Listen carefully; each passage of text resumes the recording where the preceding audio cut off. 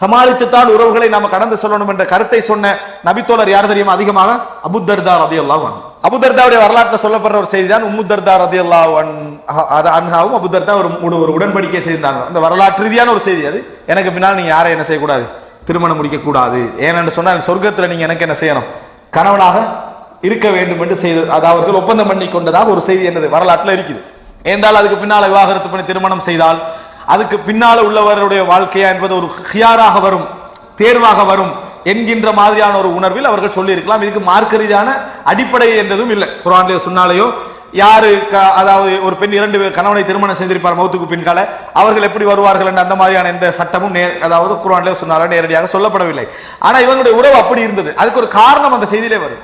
அபூதர்தா சொல்றாரு உம்முதர்தாவை திருமணம் முடிச்ச பின்னால பேசிக்கிறாங்க. நான் கோபமா இருந்தா நீங்க செய்ய வேண்டிய வேலை என்ன தெரியுமா? நான் திருப்தி அடையும் வரைக்கும்